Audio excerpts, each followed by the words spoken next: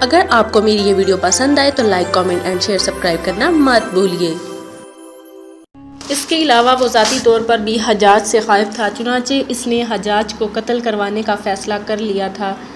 اس مقصد کے لیے اس نے اپنا آدمی اس پروہت کے پاس بھیجا تھا اور اب وہ اس کے سامنے بیٹھا تھا۔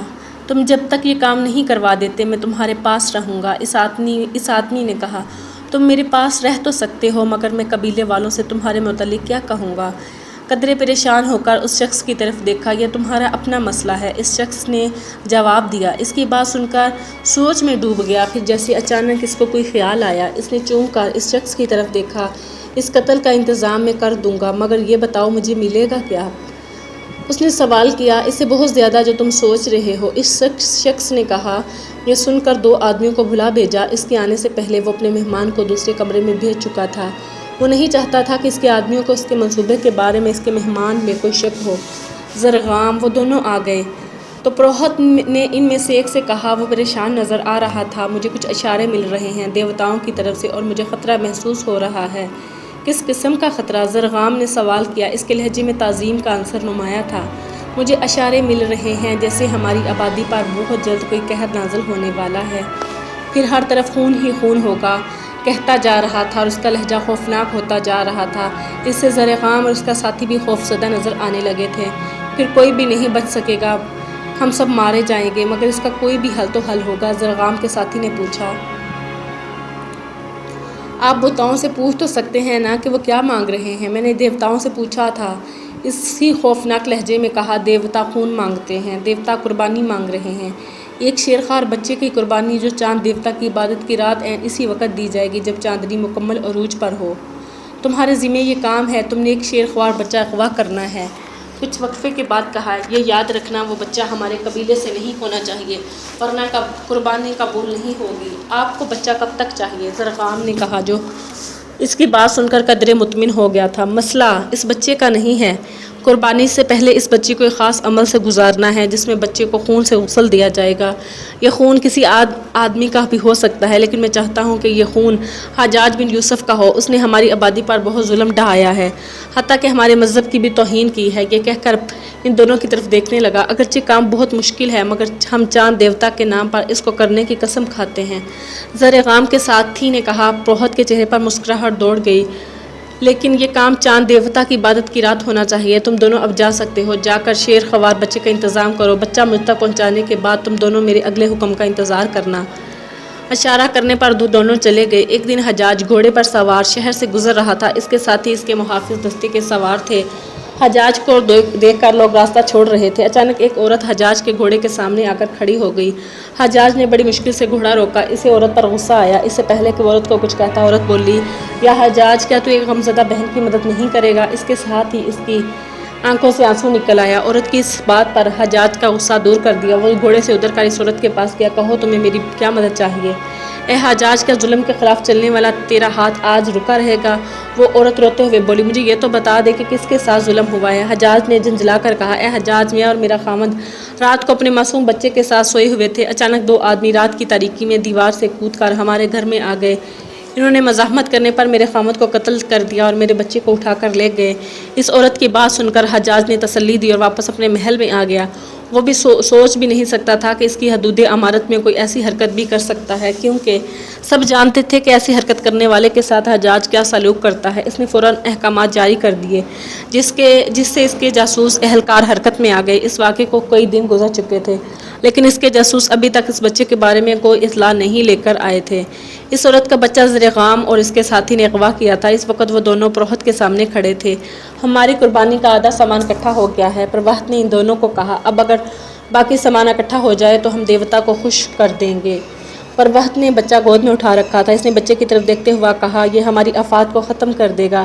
اس کے ساتھ ہی اس کے چہرے پر مسکراہٹ دوڑ گئی۔ اب تم دونوں میرے اگلے حکم کا انتظار کرو، پروہت نے ان دونوں کی طرف دیکھتے ہوئے کہا، لیکن اس دوران آرام سے نہ بیٹھ جانا، اس دوران تمہیں تیاری کرنی ہے۔ تم دونوں نے حجاج کو قتل کر کے اس کا خون عبادت کے میدان میں پہنچانا ہے۔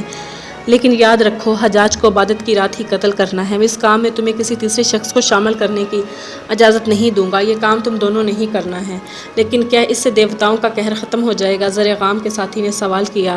اس سے پہلے کہ کبھی انسانی قربانی کے بعد قہر نازل ہوا ہو۔ پروہت نے اس کی طرف دیکھا، پھر کچھ وقفے کے بعد بولا، اب تم دونوں جا سکتے ہو۔ پروہت کا اشارہ پا کر دونوں وہاں سے نکل آئے۔ ان دونوں کے جانے کے بعد پروہت اس بچے کو لے کر ایک مخصوص کمرے میں آ گیا جہاں اس کے علاوہ کسی اور کو جانے کی اجازت نہیں تھی۔ ویسے بھی اس کے علاوہ اگر کوئی اس کمرے میں آتا تو خوف اور بدبو سے ہی وہاں سے بھاگ جاتا۔ اس کمرے میں جڑی بوٹیوں کی سخت بدبو تھی اور اس کے علاوہ چند ڈھانچے بھی اس کمرے میں موجود تھے۔ بچہ اس کمرے میں جا کر خوف کی وجہ سے رونے لگا۔ یہ دیکھ کر پروہت نے اس کی کوئی جڑی بوٹی سنگا دی جس سے وہ بے ہوش ہو گیا۔ یہ کوئی نشہ آور جڑی بوٹی تھی۔ بچے کو اسی کمرے میں لٹا کر کمرے سے باہر آ گیا۔ باہر اس کا مہمان اس کا انتظار کر رہا تھا۔ کہو یہ اسکیم کیسی لگی؟ اس سے پوچھا۔ بہت زبردست، اس نے کہا، لیکن مجھے امید نہیں تھی کہ تم ایک دم ہی اس کام کے لیے تیار ہو جاؤ گے۔ میں اس کام کے لیے کیسے تیار نہ ہوں؟ ہنستے ہوئے کہا سلیمان کہ مجھ پر اتنے احسانات ہیں کہ میں انہیں احسانات کا فیصلہ نہیں دے سکتا۔ اس بچے کا اب کیا کرنا ہے؟ اس کے مہمان نے پوچھا۔ ابھی تو میں نے اسے بے ہوش کر دیا ہے، یہ اب کل سے پہلے ہوش میں نہیں آئے گا، لیکن میں آج شام سے پہلے اس پر اپنا خاص عمل شروع کر دوں گا۔ عبادت کی رات تک ہمارے تقریباً 15 دن ہیں۔ اس عمل کے لیے کافی عرصہ ہے۔ اس عمل کے اختتام پر بچہ صحت میں آدھا بھی نہیں رہے گا، بلکہ اگر ہم اس کو قربان بھی نہ کریں تو عمل کے اختتام کے چند گھنٹوں کے بعد مر جائے گا۔ اس کے ساتھ ہی دونوں نے ہلکا سا قہقہ لگایا۔ لیکن اس سے پہلے حجاج کا کام بھی تمام کرنا ہوگا، ورنہ تمہاری قربانی قبول نہیں ہوگی۔ اس کے مہمان نے کہا۔ تم دونوں ایک بار پھر ہنسنے لگے۔ اس رات اس کمرے میں چلا گیا۔ وہ اپنے مہمان کو بتا گیا تھا کہ وہ اب صبح کے وقت ہی کمرے سے باہر آئے گا۔ کمرے میں پہنچ کر اس نے دیکھا وہ بچہ ابھی تک بے ہوش تھا۔ اس نے بچے کو اٹھا کر ایک خاص قسم کے بستر پر لٹا دیا۔ یہ بستر ناریل کے بالوں سے بنایا گیا تھا۔ اس نے بچے کو اس بستر پر لٹانے کے بعد ایک برتن میں چند پتے ڈالے اور انہیں آگ لگا دی۔ پتوں سے اٹھنے والا دھواں خوشبودار ضرور تھا، لیکن اس میں سانس لینا مشکل تھا۔ یہ برتن بچے کے سہانے رکھ دیا۔ بچہ اگرچہ بے ہوش تھا، لیکن دھویں کی وجہ سے اسے کھانسی شروع ہو گئی۔ یہ دیکھ کر کسی محلول کے چند قطرے بچے کے منہ میں ٹپکا دیا، جس سے اس کی کھانسی رک گئی۔ اس کام سے فارغ ہو کر دو زانو ہو کر بیٹھ گیا اور کوئی منتر پڑھنے لگا۔ وہ تمام رات منتر پڑھتا رہا۔ صبح وہ کمرے سے باہر آ گیا۔ اس نے بچے کو اسی کمرے میں چھوڑ دیا تھا، لیکن باہر آنے سے پہلے اس نے یہ تسلی کر لی تھی کہ بچہ اب اگلے دن سے ہی پہلے ہوش میں نہیں آئے گا۔ اسے اب یہی عمل مسلسل 15 دن کرنا تھا۔ جب یہ عمل کرتے ہوئے سارا دن گزر گئے تو اس نے زرغام اور اس کے ساتھی کو بلا لیا۔ پیغام سن کر وہ دونوں فوراً اس کے پاس چلے آئے۔ اب تم لوگوں کی حرکت میں آنے کا وقت آ گیا ہے، زرغام اور اس کے ساتھی سے کہا۔ یہ کام نہایت خطرناک ہے، لیکن اگر تم یہ کام کر لیتے ہو تو دیوتا تم سے خوش ہوں گے۔ میں ابھی تمہیں اتنا انعام دوں گا کہ تم دونوں سوچ بھی نہیں سکتے۔ کچھ مزید ضروری باتوں کے بعد ان دونوں کو رخصت کر دیا۔ یہ دو پہاڑوں کے درمیان ایک کھلا میدان تھا۔ اگرچہ اندھیرا پھیل رہا تھا، لیکن اندھیرا پھیلنے کے ساتھ ساتھ یہاں لوگوں کا ہجوم بڑھتا جا رہا تھا۔ یہ سب اپنے چاند دیوتا کی عبادت کرنے میں یہاں جمع ہو رہے تھے۔ ان لوگوں کی عبادت کا ایک خاص طریقہ تھا۔ یہ لوگ اپنی عبادت اس وقت شروع کرتے تھے جب چاندنی اپنے عروج پر اور چاند مکمل ہوتا تھا۔ ابھی ان کی عبادت شروع ہونے میں بہت وقت تھا، لیکن اس دن ہجوم معمول سے زیادہ تھا۔ اس کی وجہ یہ تھی کہ ان کے پروہت نے اعلان کیا تھا کہ اس دن دیوتاؤں کی قہر سے بچنے کے لیے شیر خوار بچے کی قربانی دی جائے گی، اور قربانی سے پہلے اسے انسانی خون سے غسل دیا جائے گا۔ ان لوگوں کے نزدیک کسی ایسی تقریب میں شرکت ہونا جس میں کسی انسان کے خون سے غسل دے کر قربان کر دیا جاتا تھا، سعادت سے کم نہ تھا۔ اس لیے یہ لوگ منظر دیکھنے کے لیے چلے آ رہے تھے اور ہجوم معمول سے زیادہ ہوتا جا رہا تھا۔ حالات معمول کے مطابق تھے، لیکن وہ اس بات سے فکر مند تھا کہ زرغام اور اس کا ساتھی جنہیں اب تک آ جانا چاہیے تھا نہیں آئے۔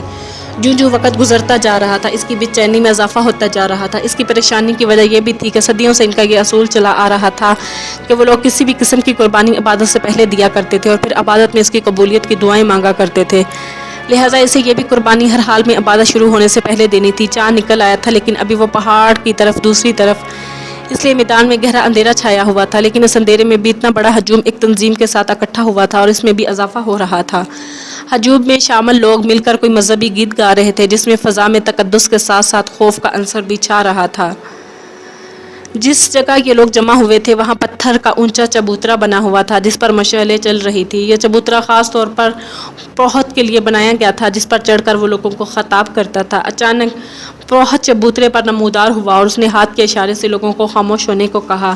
اس کا اشارہ پاتے ہی سب لوگ خاموش ہو گئے۔ تم سب لوگ جانتے ہو کہ کہ مجھے دیوتاؤں نے اشارہ دیا تھا کہ وہ ایک انسانی جان کی قربانی مانگ رہے ہیں، لیکن اس قربانی کے لیے انہوں نے ایک شعیر خوار بچے کا انتخاب کیا اور مجھے حکم دیا تھا کہ میں اس بچے کو دیوتاؤں کے قدموں میں قربان کرنے کا انتظام کروں۔ چنانچہ میں نے یہ انتظام کر دیا۔ اب کچھ دیر بعد ہم اپنے بچے کو دیوتاؤں کی خوشی کے لیے ان کے قدموں میں قربان کر دیں گے۔ اگر ہم ایسا نہیں کریں گے تو دیوتاؤں کے عذاب کے مستحق ہوں گے۔ ان الفاظ کے ساتھ ہی لوگوں نے نعرے لگانے شروع کر دیے۔ وہ اپنے ان دیوتاؤں کی مدح کر رہے تھے جو ان لوگوں پر عذاب نازل کرنے سے پہلے ہی انہیں اس سے بچنے کا طریقہ بتا رہے تھے۔ چاند اب خاصا اوپر آ چکا تھا۔ اب وہ پہاڑ کے نیچے چھپا نہیں رہا تھا بلکہ اس کی روشنی میدان میں ہر چیز کو منور کر رہی تھی۔ یہ دیکھ کر اشارہ کیا تو بچے کو اس کے قدموں میں لٹا دیا گیا۔ اس طرح سب لوگ اس بچے کو دیکھ سکتے تھے۔ اپنے مہمان سے ٹھیک کہا تھا کہ اگر اس وقت اس بچے کو قربان نہ کیا گیا تو بھی یہ چند گھنٹوں بعد مر جائے گا۔ اس بچے کی حالت نہایت خراب تھی۔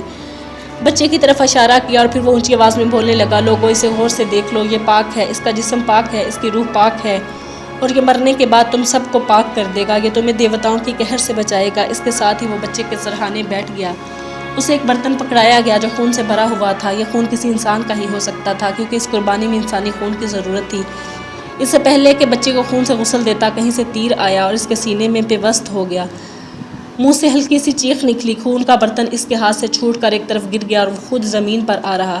یہ سب کچھ چند لمحوں میں ہو گیا تھا لیکن لوگوں پر خوف طاری ہو گیا تھا۔ وہ خوف زدہ ہو کر ادھر ادھر بھاگنے لگے لیکن ان کے بھاگنے کا رستہ بھی بند تھا کیونکہ وہ سب گھیرے میں جا چکے تھے۔ ان سب کو گھیرنے والے حجاج بن یوسف کی فوج کے دستے تھے۔ ان دستوں کی کمان خود حجاج بن یوسف کر رہا تھا۔ وہ فوراً اس چبوترے پر آیا جہاں پر لاش بچے کے ساتھ پڑی تھی۔ حجاج نے بچے کو اٹھا لیا۔ بچے کی حالت نہایت نازک تھی۔ حجاج جان چکا تھا کہ یہ وہی بچہ ہے جسے اغوا کیا گیا تھا اور اس کی ماں نے حجاج سے فریاد کی تھی۔ اسے یہ بات زر-خام اور اس کے ساتھی سے معلوم ہوئی تھی کہ جو حجاج کو قتل کرنے گئے تھے لیکن خود پکڑے گئے تھے۔ بچے کی حالت اتنی نازک تھی کہ حجاج نے اس کی ماں کی بجائے طبیب کے حوالے کر دیا اور اس نے متعلقہ افسران کو بھی ہدایت کر دی تھی کہ جب تک بچہ تندرست نہیں ہو جاتا اس کی ماں کو اس سے نہ ملنے دیا جائے۔ قبیلے کے باقی لوگوں کو اس تنبیہ کے ساتھ چھوڑ دیا گیا تھا کہ اگر اس قسم کی کوئی حرکت دوبارہ ہوئی تو اس قبیلے کا نام و نشان مٹا دیا جائے گا۔ اس کے علاوہ اس نے یہاں کسی بھی قسم کی انسانی قربانی پر پابندی لگا دی تھی اور اسے قتل کے برابر جرم قرار دیا تھا۔ ان تمام انتظامات میں رات گزر گئی۔ صبح ہوتے ہی حجاج اپنے دستوں سے واپس اپنے محل میں آ گیا۔ چند دنوں بعد جب بچہ دوبارہ صحت مند ہو گیا تو اسے اس کی ماں کے حوالے کر دیا گیا۔ خراسان کے قریب ایک چھوٹی سی بادشاہی تھی۔ یہاں نیزک نام کا شخص حکمران تھا۔ اس بادشاہ کا دارالخلافہ بازغیس نام کا شہر تھا۔ نیزک بڑا ہی عیار آدمی تھا۔ وہ ہمیشہ سے کمزور ریاستوں کو فتح کر کے بازغیس کی سلطنت میں شامل کرنے کے لیے کوشاں رہتا تھا۔ چونکہ اس کی سلطنت کی حدود خراسان سے لگتی تھی اس لیے مسلمان دستوں سے بھی اس کی جھڑپیں ہوتی رہتی تھی، لیکن ان جھڑپوں کی صورت سرحدی تنازعات سے زیادہ نہیں تھی اور یہ باقاعدہ جنگیں بھی نہیں تھیں۔ اس کی وجہ شاید یہ تھی کہ مسلمانوں نے کبھی بازغیس پر حملہ کرنے کا نہیں سوچا تھا۔ کسی وقت مسلمان فوج کے چند دستوں سے جھڑپ کے دوران نیزک نے ایک بڑی تعداد میں مسلمان فوجیوں کو جنگی قیدی بنا لیا تھا۔ یہ قتیبہ کے خراسان کا گورنر بننے سے پہلے کی بات ہے۔ قتیبہ چاہتا تھا کہ ان قیدیوں کو نیزک کی قید سے رہا کروائے۔ وہ نیزک پر براہ راست حملہ بھی کر سکتا تھا لیکن وہ ایسا نہیں کرنا چاہتا تھا۔ وہ پہلے صلح صفائی سے کام لینا چاہتا تھا۔ وہ چاہتا تھا کہ نیزک کو پیغام بھیجا جائے کہ ان قیدیوں کو رہا کر دے۔ اس مقصد کے لیے اس نے زرار بن حسین کو بلایا تھا۔ اس وقت زرار بن حسین نے اس کے سامنے بیٹھا تھا۔ قتیبہ اسے کہہ رہا تھا، تو جانتا ہے ابن حسین کہ نیزک کے پاس چند مسلمان فوجی قید ہیں۔ میں چاہتا ہوں کہ نیزک کو پیغام دیا جائے، ان قیدیوں کو رہا کر دے اور یہ ہماری اطاعت قبول کر لے ورنہ جنگ کی دھمکی دی جائے۔ تو یہ چاہتا ہے کہ یہ پیغام میں نیزک تک پہنچاؤں؟ زرار بن حسین نے سوال کیا۔ اس کی بات سن کر قتیبہ مسکرا دیا اور کہنے لگا، اگرچہ میں تمہیں نیزک کے پاس بھیج رہا ہوں مگر ایک قاصد کی حیثیت سے نہیں۔ میرا پیغام سلیم الناصح لے جائیں گے، تمہیں ان کی حفاظت کا کام کرنا ہے۔ زرار بن حسین نے جواب میں سر ہلا دیا۔ سلیم الناصح عبید اللہ بن ابی بکر کے آزاد کردہ غلام تھے۔ عقل دانش میں اپنی مثال آپ تھے اور دوسروں کو کسی بات پر قائل کر لینے کی جو صلاحیت ان میں تھی بہت کم لوگوں میں موجود ہوتی ہے۔ انہی خوبیوں کی وجہ سے قتیبہ نے انہیں نیزک کی طرف قاصد بنا کر بھیجنے کا فیصلہ کیا۔ زرار بن حسین کو رخصت کرنے کے بعد قتیبہ نے سلیم الناصح کو بلایا اور اپنا مقصد بیان کیا۔ اس نے ایک مراسلہ سلیم الناصح کو دیتے ہوئے کہا، یہ پیغام نیزک تک پہنچا دیجیے گا۔ اس میں اس سے مسلمان قیدیوں کا رہائی کا مطالبہ کیا گیا ہے۔ اس کے ساتھ ساتھ اسے مسلمانوں کی اطاعت کی دعوت بھی دی گئی ہے۔ اگر وہ مان جائے تو ٹھیک ورنہ اس سے جنگ ضروری ہو جائے گی۔ میں کسی بھی صورت میں اپنے قیدی نیزک سے چھڑانا چاہتا ہوں۔ اس کی بات سن کر سلیم الناصح مسکرا دیے۔ آپ یہ پیغام لے کر روانہ ہو جائیں۔ قتیبہ بن مسلم نے کہا اور چند ضروری ہدایات دینے کے بعد سلیم الناسیہ کو رخصت کر دیا۔ اگلے دن دو سوار بازغیس جا رہے تھے۔ دونوں منزلوں پر منزلیں طے کرتے ہوئے بازغیس پہنچے۔ نزدیک کو اطلاع ملی کہ قتیبہ کا پیغام آیا ہے اور اس نے سلیم الناسیہ کو اپنے پاس بلایا۔ اس وقت اپنے خاص کمرے میں موجود تھا۔ سلیم الناسیہ نے ابن حسین کو وہیں موجود رہنے کی تاکید کی اور شاہی محل کا ملازم انہیں نیزک کے خاص کمرے تک لے گیا۔ نیزک ذہنی طور پر مسلمانوں کی ابھرتی ہوئی طاقت سے خائف تھا، خاص طور پر قتیبہ کو وہ ایک طاقتور حریف سمجھنے لگا تھا، کیونکہ 1 سال کے قریب عرصے میں قتیبہ نے جس طرح کی کارروائیاں کی تھیں وہ صرف اسی کا خاصہ تھی۔ نیزک جیسا عیار شخص کم از کم قتیبہ سے بگاڑنا نہیں چاہتا تھا، اس لیے قتیبہ کے قاصد سلیم الناسیہ سے وہ بہت عزت و احترام سے پیش آیا۔ بیٹھیے، نیزک نے سلیم الناسیہ کو بیٹھنے کے لیے کہا۔ ایک تو وہ قتیبہ کے حوالے سے عزت و احترام کا خیال رکھے ہوئے تھا، دوسرے سلیم الناسیہ کی شخصیت کا اپنا تاثر تھا۔ بڑی عمر کے لیکن باروب انسان تھے، ان کے چہرے سے بزرگی چھلکتی تھی۔ شکریہ، سلیم الناسیہ نے بیٹھتے ہوئے کہا۔ یہ نیزک کا خاص کمرہ تھا اور اس کی آرائش دیکھنے سے تعلق رکھتی تھی اور دیکھنے والے پر اپنا مخصوص اثر چھوڑتی تھی، لیکن ایسا صرف ان لوگوں کے ساتھ ہوتا تھا جن کا ایمان خام ہو۔ یہاں بات سلیم الناسیہ کی تھی، جو کردار اور ایمان کے لحاظ سے اتنا ہی پختہ تھا جتنا ایک مومن کو ہونا چاہیے۔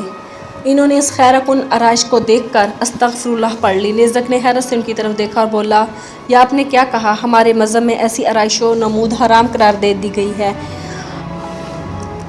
ناسیہ نے جواب دیا، اسی شیطانی فعل میں کہا گیا ہے کہ میں نے اپنے اللہ سے معافی مانگی ہے کہ کہیں یہ آرائش مجھے گمراہ نہ کر دے۔ نیزک نے یہ بات سن کر اپنا برا سا منہ بنایا اور کہنے لگا، میں نے ٹھیک سنا تھا کہ مسلمانوں کا ذوق بالکل پھیکا ہے۔ جہاں تک ذوق کی بات ہے تو ہمارا ذوق تم سے 1,00,000 درجہ اعلیٰ ہے، اس لیے تو ہم ایک اللہ کو مانتے ہیں، اس سے چاہتے ہیں اور اس سے عقیدت رکھتے ہیں۔ سلیم الناسیہ نے جواب دیا، مجھے اس سے سروکار نہیں کہ آپ کا مذہب اور عقیدہ کیا کہتا ہے۔ کیا یہ بہتر نہیں ہوگا کہ ہم وہ بات کر لیں جس کے لیے آپ اتنی دور سے آئے ہیں؟ نیزک نے موضوع بدلتے ہوئے کہا، میں بھی یہی چاہتا ہوں۔ سلیم الناسیہ نے جواب دیا، مجھے معلوم ہے کہ آپ کو قتیبہ نے بھیجا ہے، کیا آپ قتیبہ کا پیغام دینا پسند کریں گے؟ نیزک نے کہا، ہمارے امیر کا پیغام صرف اتنا ہے کہ آپ ان مسلمانوں کو رہا کر دیں جو آپ کی قید میں ہیں۔ نیزک کے چہرے پر طنزیہ مسکراہٹ دوڑنے لگی۔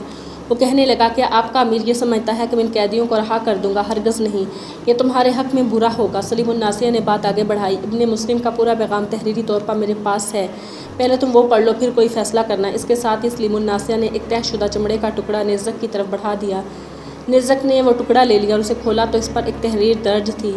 جوں نیزک وہ تحریر پڑھتا گیا، اس کے چہرے کا رنگ سرخ ہوتا گیا، یوں محسوس ہوتا تھا کہ اس سے زیادہ غصہ آ ہی نہیں سکتا۔ قتیبہ نے پیغام میں لکھا تھا، ان قیدیوں کو رہا کر دو جو تمہارے قید خانوں میں سڑ رہے ہیں، اور جلد از جلد میرے پاس آؤ تاکہ میں تمہیں امان دی جائے۔ اس کے بعد ہماری طرف سے تمہیں کوئی خطرہ نہ ہوگا، لیکن اگر تم میرے پاس نہ آئے تو میں قسم کھا کر کہتا ہوں تم پر فوج کشی کروں گا اور جہاں کہیں تم جاؤ گے تمہیں کھوج نکالوں گا۔ اس وقت تک باز نہ آؤں گا جب تک مجھے فاتحہ حاصل نہ ہو جائے یا موت آ کر میرے تمام منصوبوں کو خاک میں نہ ملا دے۔ خط کی عبارت پڑھ کر نیزک کو غصہ آ گیا۔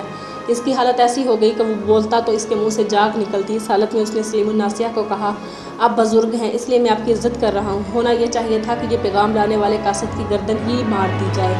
کچھ دیر خاموشی کے بعد وہ پھر بولا، میرے خیال میں آپ اب جا سکتے ہیں۔ سلیم الناسیہ مسکرا کر اٹھ کھڑے ہوئے اور باہر کی طرف مڑے، لیکن رک گئے اور آہستہ سے بولے، غصے میں فیصلہ کرنا تمہارے لیے بہتر نہ ہوگا اور غصے کی وجہ بھی میری سمجھ میں نہیں آئی۔ نیزک نے حیران ہو کر سلیم الناسیہ کی طرف دیکھا اور بولا، آپ کا امیر یا تو خبطی ہے یا پھر بادشاہوں سے بات کا سلیقہ نہیں رکھتا۔ تم خط کے ظاہری الفاظ پر نہ جاؤ، سلیم الناسیہ نے کہا۔ وہ نیزک کو قائل کرنے کی کوششوں میں تھا۔ مجھے آپ کے امیر کی نیت میں فتور نظر آتا ہے، کیونکہ مجھ جیسے عزت دار شخص کو کوئی بھی اس طرح کا خط نہیں لکھ سکتا۔ نیزک کہتا چلا گیا۔ سلیم الناسیہ نے جواب میں کہا، اس میں شک نہیں کہ ہمارے ہاں امیر سیاحت اور حکومت میں نہایت سخت ہوتے ہیں، اگر کوئی نرمی اور عاجزی سے پیش آئے تو وہ بھی نرمی اور عاجزی کا مظاہرہ کریں گے۔ نیزک نے منہ بنا کر کہا، یہ نرمی اور عاجزی ہے۔ تم ان کی تحریر کے درست لہجے پر نہ جاؤ اور صرف اس خط کے سخت الفاظ سے خوف نہ کھاؤ۔ اگر تم ان کے پاس چلو گے تو میں تمہیں یقین دلاتا ہوں کہ وہ اور تمام عرب تمہاری عزت و توقیر کریں گے۔ سلیم الناسیہ یہاں تک کہہ کر خاموش ہو گئے۔ وہ دیکھ رہے تھے کہ ان کی باتیں نیزک پر اثر کر رہی ہیں اور اس کے چہرے کا رنگ بدلتا جا رہا ہے۔ نیزک کچھ سوچ کر کہنے لگا، آپ چند دن یہاں مہمان رہیں، میں سوچ کر مشورہ کرنے کے بعد آپ کو اپنے فیصلے سے آگاہ کروں گا۔ اس کے ساتھ ہی اس نے ایک ملازم کو بلایا اور اسے کہا کہ سلیم الناسیہ کو اور ان کے ساتھی کو شاہی مہمان خانے میں ٹھہرایا جائے۔ ان کے جانے کے بعد نیزک نے فوری طور پر چند لوگوں کو بلا بھیجا۔ ان میں نیزک کا وزیر اور 2 فوج کے اعلیٰ کمان کے رکن تھے۔ جب تمام لوگ پہنچ گئے تو نیزک نے انہیں قتیبہ کے پیغام کے بارے میں بتایا اور انہیں مشورہ مانگا۔ نیزک کے وزیر نے کہا میرے خیال میں آپ کو چلا جانا چاہیے، کیونکہ جہاں تک مجھے معلوم ہے اگر اس نے آپ کو امان دینے کا کہا ہے تو مسلمان اپنے قول سے پھرتے نہیں ہیں۔ اس کے ساتھ ساتھ آپ فوراً مسلمان قیدیوں کو رہا کر دیں، یہ ہمارے حق میں بہتر ہوگا۔ باقی 2 جرنیلوں نے بھی وزیر کی باتوں کی تائید کی۔ جب نیزک نے سب کے مشورے سن لیے تو کہنے لگا میرا بھی یہی ارادہ تھا، لیکن آپ لوگوں سے مشورہ کرنے کے بعد ہی کوئی حتمی فیصلہ کرنا چاہتا تھا۔ آپ لوگوں کا شکریہ، آپ لوگ جا سکتے ہیں۔ اس کے ساتھ ہی وہ تینوں اٹھے اور جھک کر نیزک کو سلام کرنے کے بعد چلے گئے۔ ابن عمر اور سلیم الناس نے وہ رات شاہی مہمان خانے میں گزاری۔